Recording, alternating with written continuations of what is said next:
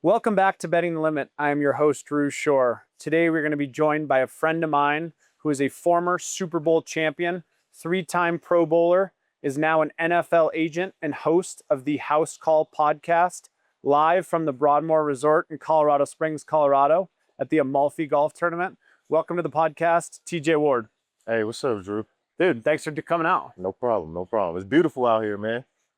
Yeah, it's awesome. First off, before we really get into it, how's the golf game? It's up and down. Sometimes I think I'm getting better. Other times I'm getting worse, but I enjoy it all. I think I'm going to come around and ask some questions to people during the round today. So before we get started, what are you going to shoot today?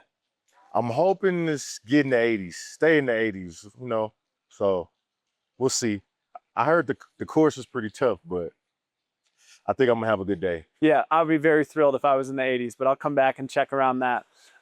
One of the coolest things I thought when I was looking up your story is I think a lot of people assumed being a second round draft pick that you kind of dominated in high school, you had an amazing collegiate career, but that wasn't exactly how the story was for you. No, not at all. Not at all. What did you think about, you played at a high school, I think you guys won 151 games in a row. Just talk a little bit about how your career progressed through high school. Oh, man, yeah. I went to De La Salle High School in Concord, Bay Area. Prestigious football school. Not, always, but from pretty much like the early 90s through 2004 when I graduated with 151 games, undefeated. Coach Lattiser was there. He installed a program that was built on discipline, trust, and just grit, right?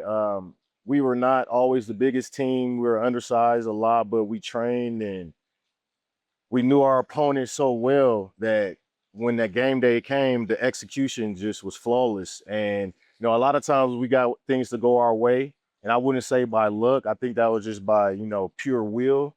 And, we won 2 or 3 national championships, sent a numerous amount of guys D1 and to the NFL. So right now they're doing well. They're doing well also. But yeah, just a great program that I kind of helped build a foundation of my football career.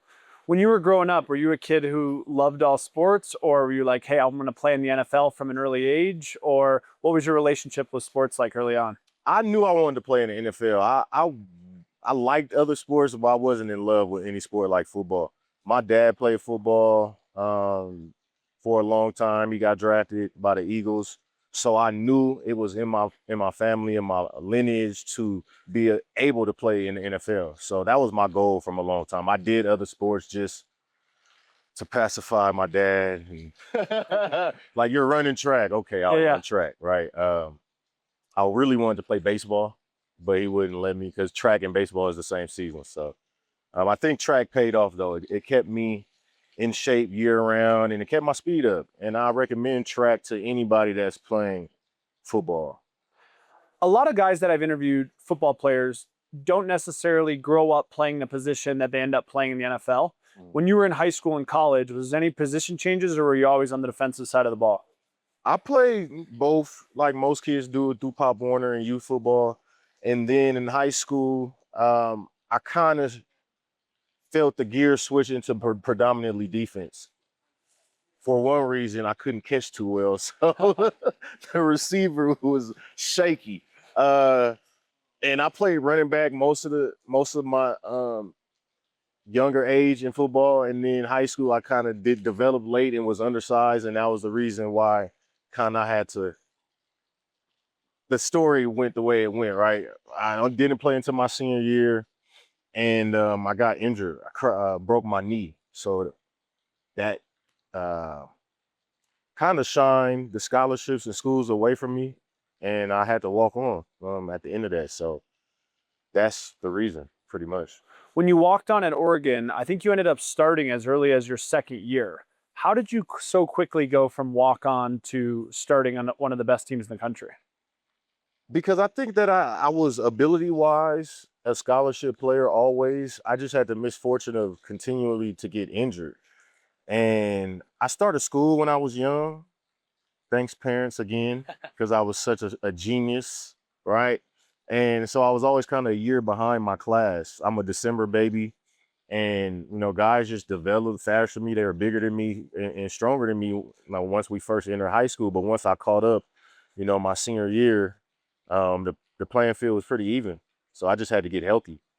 I have a bunch of friends who now coach youth sports, and I have two daughters who are young, so we're not in this yet, but they're saying that like almost every parent across all sports is almost holding their kid back a year now, Yeah. just so they can get an extra year of development. Because like you said, a full year of development at that age is a huge difference. Yeah, man. They have a name for it. It's called holdbacks, right? They're just called holdbacks. And, when I was in the 8th grade, we came to a decision of, do I go to high school or do I, stay back and do the 8th grade again? Because I was, obviously undersized and a year behind all my peers.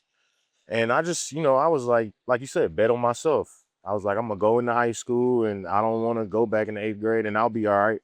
And in the short aspect of things, it didn't work out, right? I lost that bet. I got hurt. Um, I didn't get a scholarship, but I bet on myself again. I doubled down and I won that one. Oregon football is at, I don't know how you guys were when you played there, but is obviously one of the best teams in the country now. What makes that such a special place to play? Because it seems like year after year, even with when the NIL has been implemented, they seem to get a ton of top players. Oh, I think it's just the Oregon is a capsule, man, and it's one of a kind because of the location. There's no other pro teams. You have the Blazers in Portland, which is an hour and a half away. The demographic is part city, part small town, but then you have like the recognition of track town and the Olympic Stadium and all that, and then now the Nike and Oregon football, and it's just become its own brand. And along with that brand, you have success. You have success in sports, you have success in academics, you have success in professionalism, and it's becoming one of the better universities in the country. A funny debate that came up last night at dinner here is who the best athletes are in all of sports. And a pretty generic answer for that question, a lot of people say cornerbacks. Like of any sport, cornerbacks are the most athletic guys overall. You're a guy who can play multiple sports. What would your take on that answer be? Before you answer. Oh. One of my buddies loves to ask this question, but they were debating who the most athletic people are in all of sports, whether that's people like being a DH in baseball. And an answer that comes up a lot is cornerbacks, because I mean, they ought to basically start backwards and cover some of the most athletic guys. And other people say cornerbacks aren't that athletic because they're just receivers who can't catch. What do you think? Who are the most athletic people in all of sports? Oh man, I'd have to say just pure athleticism. You'd have to go with receivers or cornerbacks, I think. Um, if you're going to take the physicality out of things, just their ability to move and transition, jump, run. Um, I'd say those two positions for sure. But I think they're the same positioning. They just, like you say, one can catch, the other can't. But I wouldn't even say one can catch, the other can't. I just say they just train to go forward and one's trained to go backwards, right? Usually receivers are more linear, they're taller and faster down the field, and DBs are usually more agile in short distances of spaces. So it's take your pick, but yeah. You go from walk on to then starting in your second year at Oregon to then being drafted in the second round of the NFL draft. How cool of a moment was that for you, especially, like I said, being a guy who was barely recruited out of high school? Yeah, man, it was amazing. And sometimes I don't realize how, hard or um uncommon that is. Like it just was a tough road. And now when I look back on it, I kind of forget some of the pain of that journey. But yeah, it's amazing, man. It was amazing. I sometimes I can't believe I did it myself. But definitely amazing journey, but it was hard. It was hard. And then I heard you on a podcast say the only reason you really got to walk on at Oregon is because they were recruiting a couple of your teammates. Yeah, man, we had 4 of my guys were top players in the country. We had top receiver, 2 top DBs, top running back, tight end combo, rest in peace, Terrence Kelly. And they were always at our school recruiting them.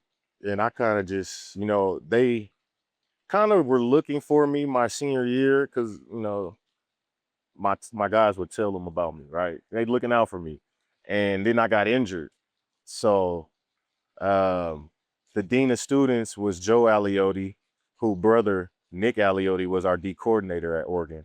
So that relationship was there, and so I had a good rapport with my coaches and everything at De La Salle, and they knew my work ethic, and I did have the ability. So they put a good in word for me, and Oregon allowed me to come and be a preferred walk-on. You talked a lot about early in your career playing in Cleveland when a lot of people would have used that excuse playing in a bad organization on a team who loses.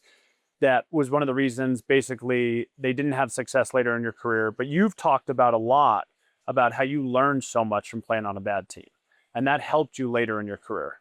What was your experience like in Cleveland? Oh man, it was joy and pain, right? It was good experience. It was my first NFL experience coming into the league, wet behind the ears. So I love that part of it. But at the losing, man, it was terrible. It was cold. We were losing. And I hate losing. I hate losing. So towards the last couple years there, it became a little miserable.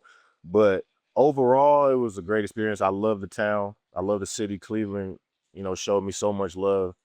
And, as a young 23-year-old coming into a city that I've never been, they treated me like family, and I still have family there to this day. So, shout out to Cleveland. I had a very similar situation in my career. I was drafted by the Panthers and played there when we were horrible, one of the worst teams in the league. Like that actually is one of the reasons why they're so good now because they got all those high draft picks from all the games we lost when I was there. But I think a lot of guys either go two ways in those environments. They either kind of drown in the culture or they find almost an older player that really kind of helps them, teaches them, and mentors them. Was there any older guys on that roster when you were 23 and you guys were losing games that really kind of helped you and took you under their wing? Yeah, man, I had a few guys. DeQuell Jackson's definitely one. Mike Adams, um, Eric Wright. Those 3 guys. Abe Elam. We had a few guys that tried to show a young, stubborn, rockhead rookie, the ropes. But yeah, I appreciate those guys. What was the biggest adjustment for you right when you got in the league? Or just something that you were completely surprised by the NFL? Uh, hmm. How well, this was at the time, not my overall perspective, but just how much fun you could have during like a week of a season with a game on Sunday. Like that was like, oh man. Sometimes we got caught partying like it was the off season during the week. That probably was the biggest shock to me. How unserious a lot of guys took it. I was shocked by that too. I'll never forget before I played my first game professionally, there were some older guys on the team who sat at a lunch spot from about 12 noon until about 7 p.m. With the game the next day. And that was just so normal. And that's completely changed for how it is now. Like now kids are like wearing sleep monitors and like in bed by a certain time. But Man, it was very different back in because I 2011. remember they were trying to get us to do that, and we were like, man, what is like? I'm not sleeping with this. And, like all that new, try to maximize every. It's just I just feel a lot of that shit is a dollar grab, right? It's all marketing. Yes, some of it helps, but it just amplifies the industry for little things that is minute to what makes you successful. You know what makes you successful? Hard work, preparation, dedication. Breathing less strokes or whatever is not going to help you on that field. Like what Kevin Durant said about the French. He said, y'all could spend all day, every day together. Is that going to help you when you have to go out there and guard Steph Curry? No, it's not. Okay, it's not. You know what it is? Being in the gym.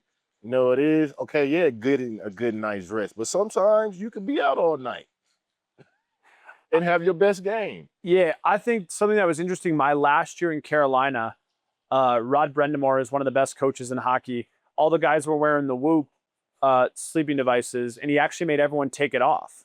Yeah. Because his perspective is like if you wake up on game day and you didn't sleep great or you're tired, you don't need to be thinking about you didn't sleep great or played tired. Like then you're walking around warm-ups and you're like, oh, my legs feel heavy today. My legs feel heavy. So he's like, you're almost better off not wearing that thing and just telling yourself you wake up in the morning, Yeah. I feel great, I'm ready to go. Exactly. Or if you did sleep well and you're looking at a machine and it's telling you slept bad. Yeah, exactly. Like, oh, you only had this many. Like, oh, damn. Well, I guess I didn't. Like you said, now it's that brain power.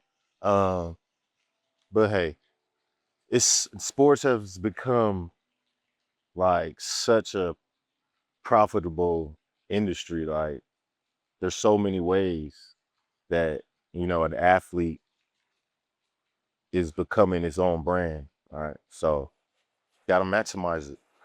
Let's talk about you got out of Cleveland. And this is cool. This interview is cool for me to do because I'm a Denver Broncos fan, growing up in Denver, living there my whole life. Then you end up in Denver on a much different culture, on a winning team, and end up winning the Super Bowl. But what was your impression of Denver when you originally got there and just being in a completely different type of football environment? Man, it was completely different type of football environment. It's just as you said, man, it was night and day. First off, well, yeah, man, it was just like the first time I walked into the facilities, it was different. Like our first team meeting, it was different. Like Peyton, having the players in the locker room was different. Hold on, I'm gonna interrupt you. So people say that, but you could actually tell from like the first meeting. Oh yeah, for sure, man. And what made it so different? Peyton Manning was in the room. That was different. But the history, of winning, the tradition, the Hall of Famers on the wall, the Ring of Famers on the wall. You come into an environment where you got Peyton Manning with you, DeMarcus Ware's in there. That's two Hall of Famers off the bat. Then you have, you coming in with Aqib Talib, who's done what he's done in the league. You got Wes Walker, Demaryius Thomas. I came in with Emmanuel. So it's like coming in as free agent with guys who were the guys on their team. And now you're coming here in one spot where there's already the guys there, right? Cleveland, we had a decent roster, but, Joe Thomas, Hall of Famer, maybe one. Did you play with Ryan Harris? I did. Okay, nice. I just seen Ryan. I just saw him too, like 2 weeks ago. That's what I was just thinking about because he was talking about a lot of those similar players. In an NFL locker room, like from an outsider's perspective, it seems like the quarterback kind of sets the culture of the room. Mm-hmm. You're a defensive guy, so you might not like that. But like, do most teams kind of run off the quarterback from a cultural standpoint? I think the offense runs off the quarterback. There's no way the defense can run off the quarterback. Okay. There's no way. If you're going to be a good defense. But maybe if you got I don't see it. Even with a guy like Tom Brady, as fiery as he is, you just stay over there, Tom. We got the defense, and we'll run how we do our defensive thing, and you handle that. And then we'll come together, and that fiery, it is going to rub off on us. But as far as identity, no, the defense definitely holds their own. Yeah. As a sports fan, the concept of, I think you guys got the name as kind of the secondary of the no-fly zone. What made you guys so special on the field together? Man, I think it was just our personalities, the way we play. It was different than any other secondary. I think we were just a mouthy, back it up, no tolerance, very smart. Like I think we were very like one of the smartest secondaries ever. Um, and that just made us different. And and we did it with a rookie too. We had a rookie at nickel. I don't think nobody did it with a rookie. We had Roby, he was a rookie. So yeah. Who during your career was a guy you thought was the toughest guy for you to either cover or play against? Two guys at two different positions I had to deal with the most. I say Antonio Gates at tight end, who I faced off a lot against, especially when I got to Denver. And then Frank Gore, man. He was a beast. Frank Gore is a beast. I think I don't know because he's not very flashy, but he doesn't get the recognition he deserved. But ability wise, and maybe it was just a matchup because you know how the game is about matchups. And he was just he was a tough tackle for me. Tough tackle. Not a lot of guys are fortunate enough to eventually win a Super Bowl, but you were able to win a Super Bowl in your hometown. I think you were on record saying it was like 2 miles from where you grew up or your grandma grew up or something. Yeah. How cool of an experience was the Super Bowl for you, just kind of having a full circle dream moment come true in Well, your yeah, hometown? I said that. I forgot that we played in San Jose. So my grandma used to live in Candlestick, and when I did the interview, I was thinking like Candlestick because she was literally like 2 blocks from Candlestick. And after that interview, like, wait a minute, we played in Santa Clara, so that was more like 40 minutes, but same just yeah. It was amazing, man. It was a dream. Like I said, like some of this, my story is.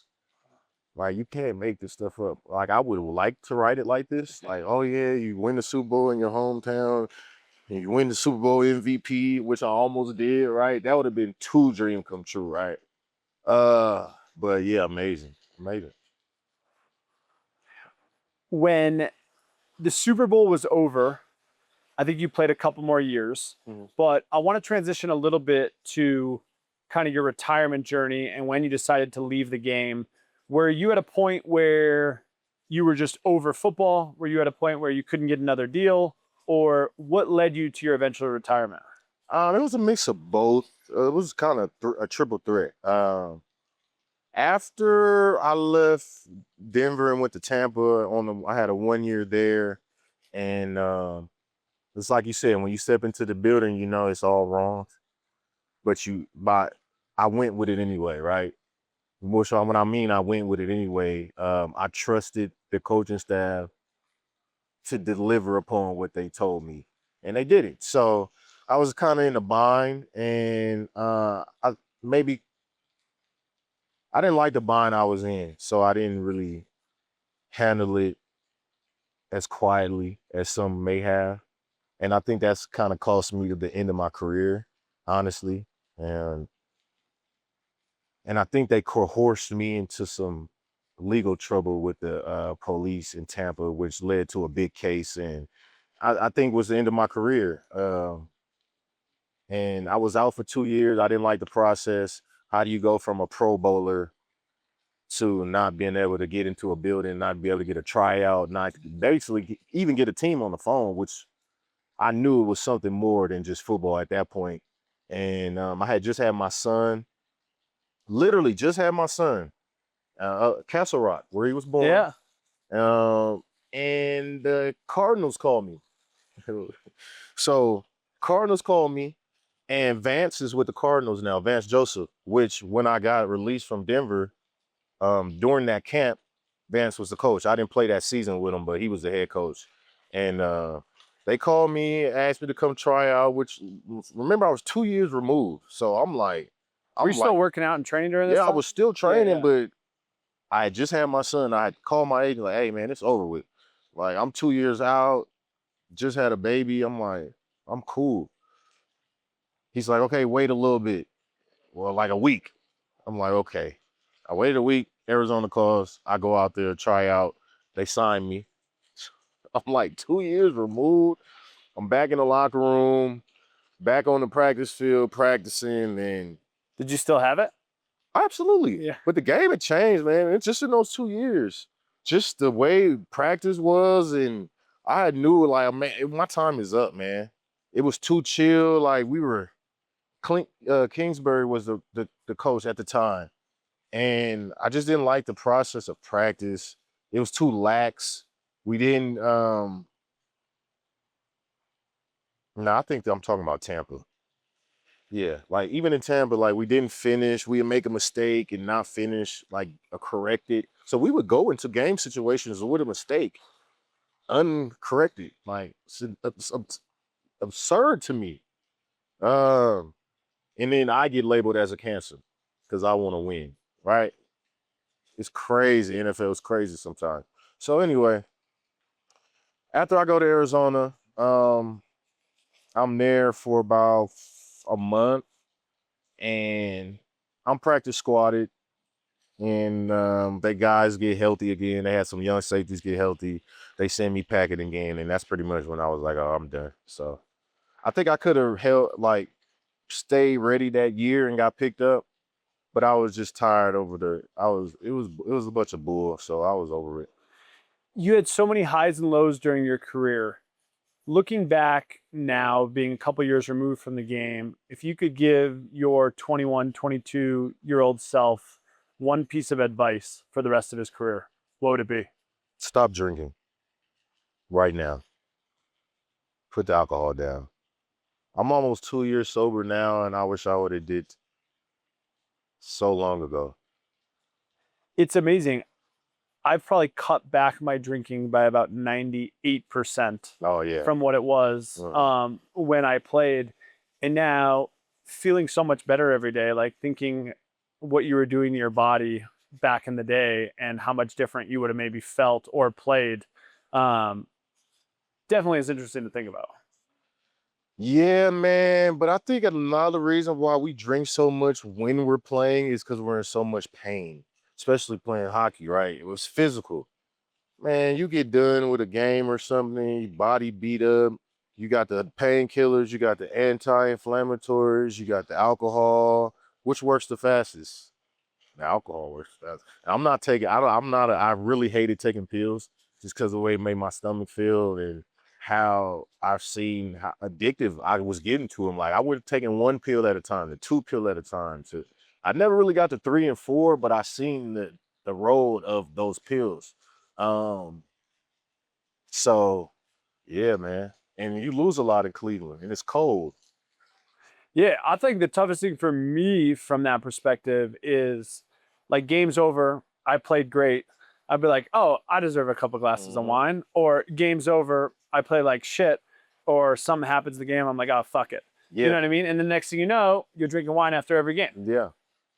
You were better than me. Wine. I was drinking whiskey and vodka. Yeah, but I will say this though, I feel like we would often have to play in another 2 days. Oh yeah, You guys at least probably, I mean, had a week off generally. true. That is true. But no, we party on Friday, play on Sunday. There, Every week?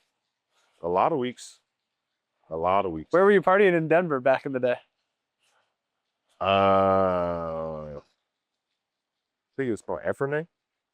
Downtown? Yep. That was the main spot, I'd say. Yeah, we used to be in there. With how big a football roster is, like hockey's a 23-man team and some teams are closer than others, but when you say like we were going out, is that like a few guys on the offensive side of the ball? Is that the whole team? Is that just a couple groups of friends? Or like what is the dynamic like off the field in most NHL or NFL locker rooms? That's a good question. So, there's like any other team or I wouldn't say a team because teams aren't, let's take a class, right? Yeah, yeah. In school, because we're about the same size a football team is. You have your groups of friends within that class, and some groups do this and some groups do that. Now, we might have 7 to 8 guys that hang out together that go out, right? Now we might see 3 or 4 of other guys, that hang out at that same spot, right? Now we didn't come together, but at the end of it, you look up, it's 12 of us in there, so, or, some guys like to do what they do at home. So they're not out drinking, but they're at home drinking and doing what they, chilling and inviting a few guys over. So um, when I say us, I'm not saying 50 people out, Yeah, yeah. but it could be 15 to 20. I'm a huge NFL fan, and one of the things I always laugh about is a quarterback throws a pick on TV and everyone's yelling, but then they have that one camera where they show, like, from the quarterback's point of view, like, people don't realize, like, even when a receiver looks open on TV, it's like the window is so small. And like, I love it when quarterbacks then like talk about like what they have to look at like on every play. Like, it's not only like one thing, they're looking at like the safety's eyes and this guy. From your position as a D-back, what is something that like the average fan like myself might not realize that like you have to look at every single play?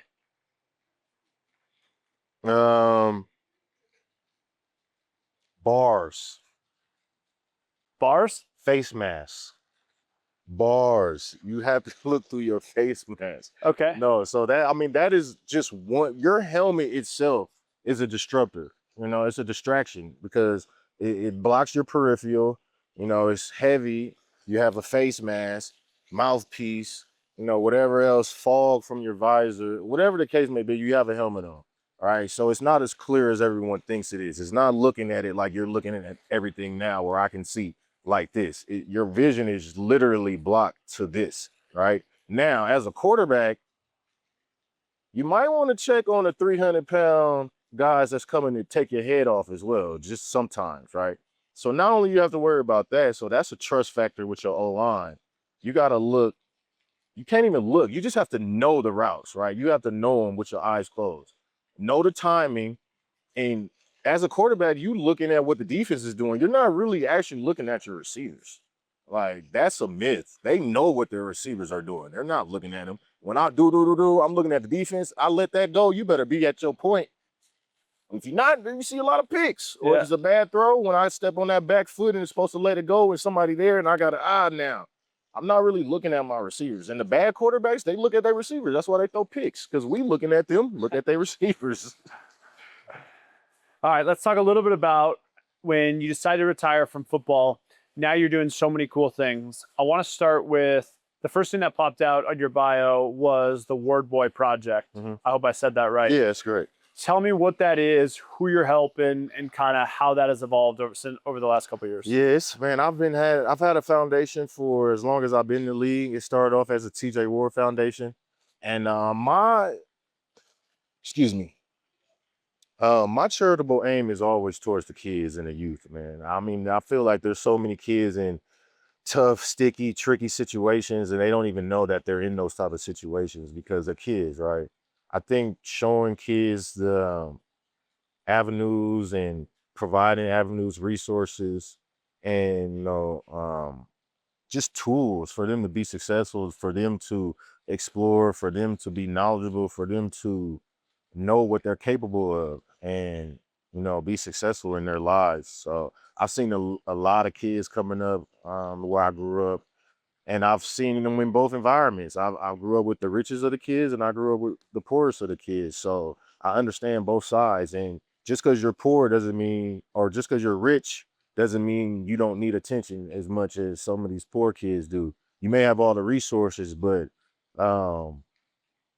you're not getting the attention or the teaching from an adult, right? A mentor, someone like that, or you can see it, but it's not getting taught to you. And it's in the other environment, it goes the same way. You may have someone in your life that's teaching you these life lessons, but you guys don't have the resources to, accomplish some of the things you need to accomplish. So when I say the War Boy Project is not just for um, poor kids, just for underserved, which is in, both realms of being underserved. So you can be rich and underserved too.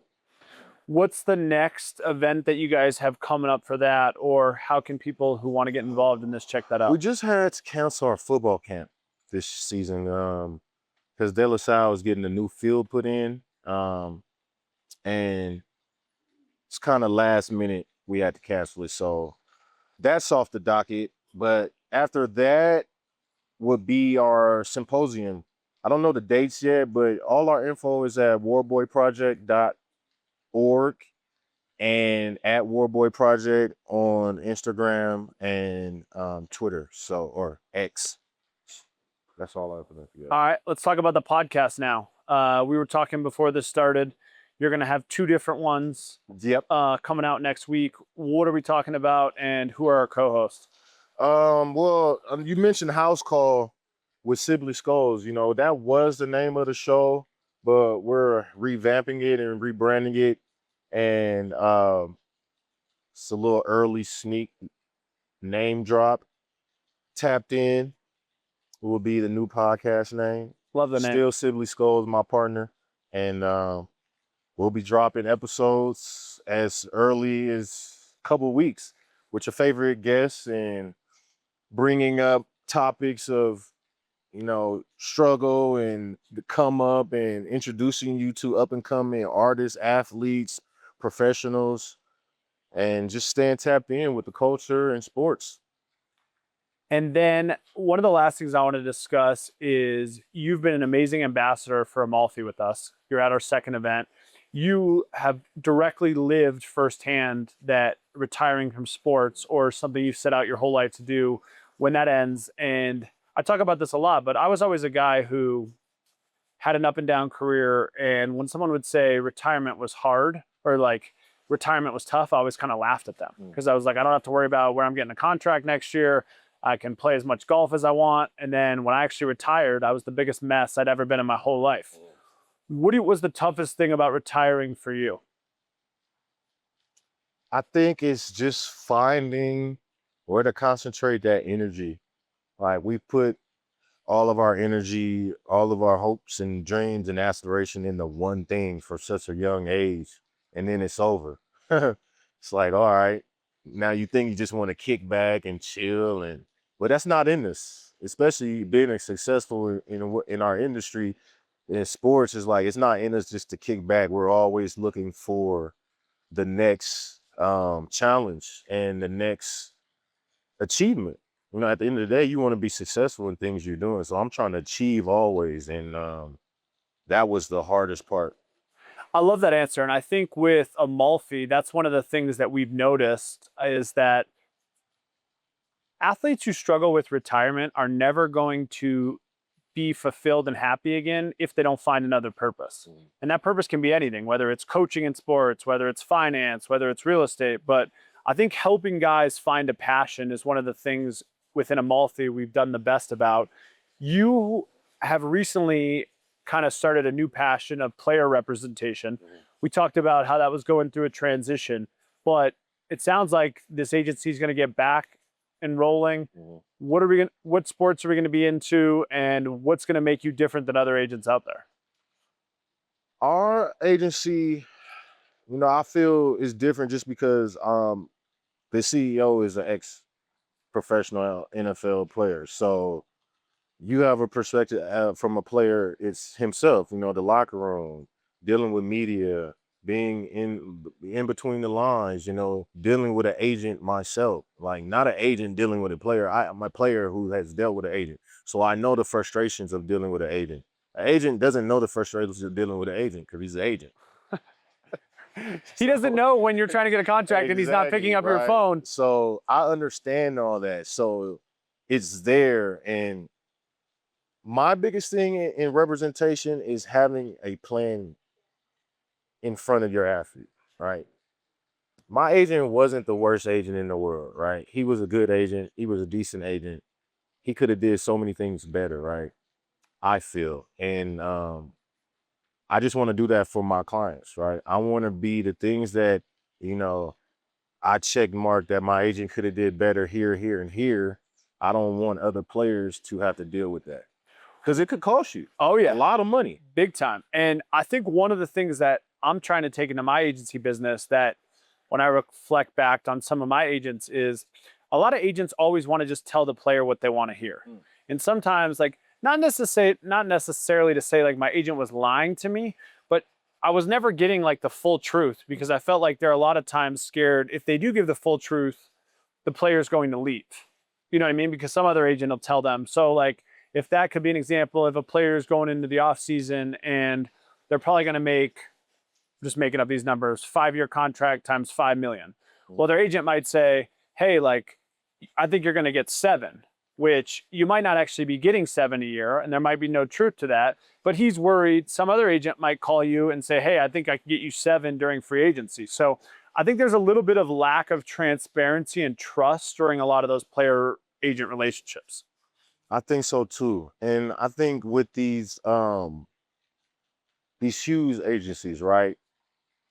There is a conflict of interest. And these players, they don't realize it now because it's so glamorous, right?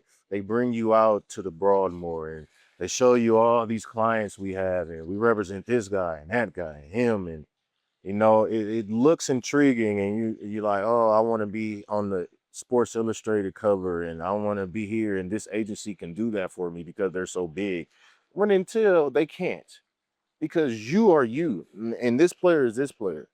And at some point, this player is going to garner so much time and attention that you're not going to be able to have that. And then you're going to want to get rid of that, right? It looks good. So I think a diversity of agencies is needed in the business, just across the landscape, because I did sign it. Even as a vet, I went with the bigger agency at the end of my career, just to see if that would pull more interest from teams. But at the end of the day, I looked up and he had 6 other safeties that were free agents. And it's like, dude, there's no way. These guys have been with you for the last 10 years. They're free agencies, right? They're free agents. So when a team comes to you and say, hey, I need a safety, if you put my name over the guys that you've had for 10 years, I would feel some type of way. Yeah. So in this conversation, it's just like, bro, all due respect, I got to go another direction because you have 10 safeties. Is football in the hockey space right now? There's 3 or 4 agencies that probably represent around 80 to 90% of the league. Is that the same how it is in football? Yeah, for sure, man. Now you got the basketball agencies creeping into football like Clutch, right? Then you have your Rock Nations, you have the CAAs, you have, the Rosenhauses, all those big names, and they control the majority of the higher end contracts. What is the typical football player paying their agent on a fee these days? And as we all know, I'm sure certain players have different deals worked out with different people, but if you had to put a generic stamp on that number, what would you say it is? I think it's more salary based, honestly. It's like tiered by salary? Wait, excuse me. You're talking about the agent or the player? The agent fee. Like, oh, the agent fee. Yeah. Oh, it's a locked in fee at 3%. That's but some go for 2. Some may go for 1. If the client is an all-in client, like, number 1, and you want him on your Rolodex, you might go 1.5. Well, that's what's hard in hockey right now, in the agency space in general, is like there's fee compression everywhere. Because if you're a good enough player, or what's happening too is like some guys are either doing their own deals, or they're saying like, hey, they'll call the 4 best agents and say like, all that you can do my deal for a flat fee. And every agent will take them because they want to put them on their roster anyway. Yeah. Yep. Yeah, it's tough. I mean, especially with NIL too. A lot of these kids are controlling their own destinies, literally. And it's a beautiful thing for the athlete. So even being on the agent side, I'm definitely happy for the athlete always. Like, I'm an athlete first, agent second.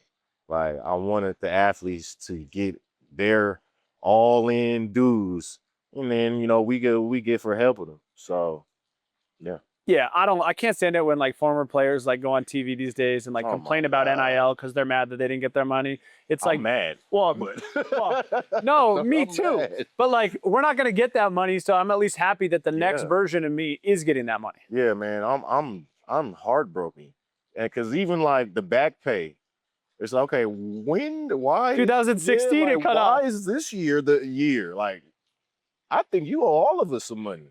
Like, at least send me 2,500, something. Like, I just feel like if you're alive, you're owed some back pay. You played in the NCAA and you're alive, you deserve a check. Because you helped build it. You helped to get it where it was. 2016, the NCAA didn't come into existence and people start watching it and major TV contracts started and all these deals started in 2016. No way. Are you telling? 2009, that was my first year. That's when it started. Shit, man, look. All right. You were in the 80s. You were the 80s and on. Let's go with some rapid fire here because I know we both got to get to the golf event. First thing, most impressive teammate you played with your career off the field. It could either be this guy as in business, the way he was as a family, man, dad, whatever that be. Who would it be? Off the field.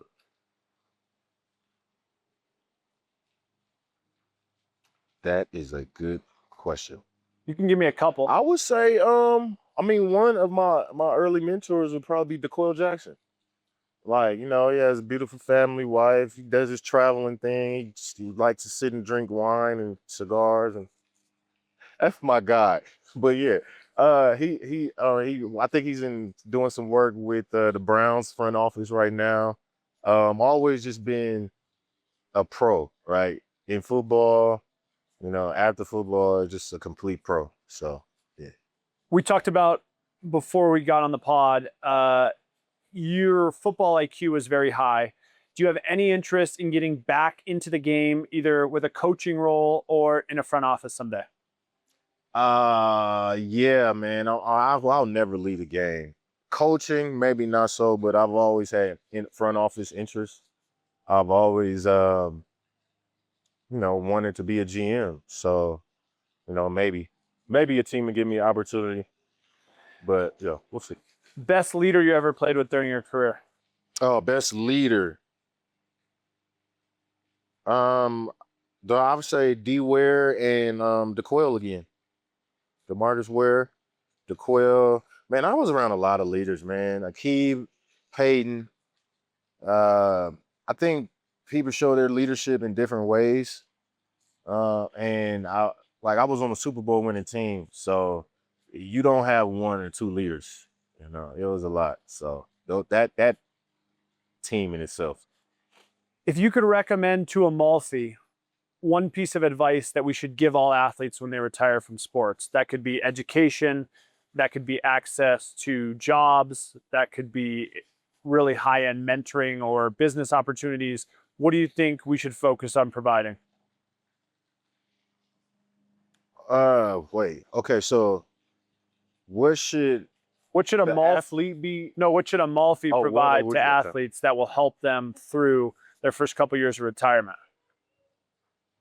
I think it's just what you're doing kind of is a fellowship, man. It's a fellowship of guys coming together. If it's not nothing else, it's just to relieve some stress, right? Come and have a weekend where you can let your hair down and talk about your problems and talk about interests and, you know, maybe find another passion while you're doing some of these things. So I definitely think it's just the fellowship, the brotherhood is always needed, right?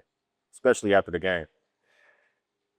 One of the biggest stories in sports over the last couple of years is just how many athletes are going broke after their careers. Mm-hmm.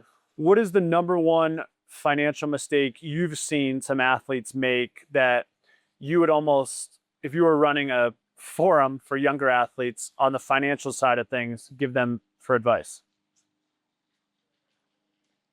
Oh, man. Just always check on your money. Even though, you know, you have a team, you know, they like to put you in place with a team of financial people. Just always check on your money and simplify it, man. If you feel your money is doing this and they got it too, tell them to simplify it. Put it in two accounts. One investment, one savings, and let me look at it until I understand what my money is doing. Because a lot, you know, they put you in all these portfolios and these private investment and these equity groups, and you don't understand none of that shit. None of it. So, hey, how about this? I know a savings. Put me in a savings account that's going to grow my money by a certain percentage every month and give me a checking account, credit card, until you understand what your money is and how it's working. But that's my biggest event. I think that's a great point. I think every athlete now wants to think they're this like their own VC fund. Man, And looking right. back at some of the stuff I invested in when I was 21 that obviously ended up losing money, I was doing it because I wanted to be cool and thought I was right? like the Oh, next yeah, great I got investor. money in this and that.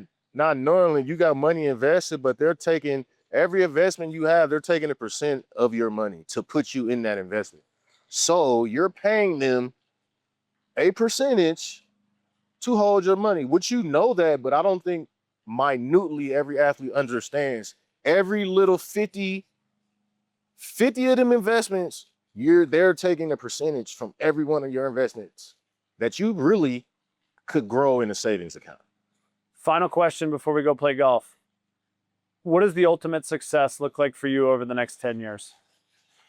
Oh man, my success, I would love my agency to have about 20 to 50 players, on rosters, top guys, some going into their second contracts. My son will be about 14 at that time, so he'd be going into high Is school. he playing football? He's only 4. Okay, No, well- he's not playing right now, but he's golfing. I got him with some clubs. He's playing soccer. So I hope he's an A student and getting ready to go to a really good high school. And the War Boy project, I hope our mentorship is clicking with as many kids as we can help, and we're teaming with other organizations and providing avenues for them as well, and just servicing the community for as long as we can. And me myself personally, I just want to be healthy and happy. It's a great answer. Well, I appreciate you taking the time to do this. Everyone check out his new podcast. Thank you for being such a great ambassador to Amalfi. And I don't know if you've seen the golf course, but there's no way you're shooting in the 80s today. Man, look, I know that's good. Thanks. That's hopeful wishing.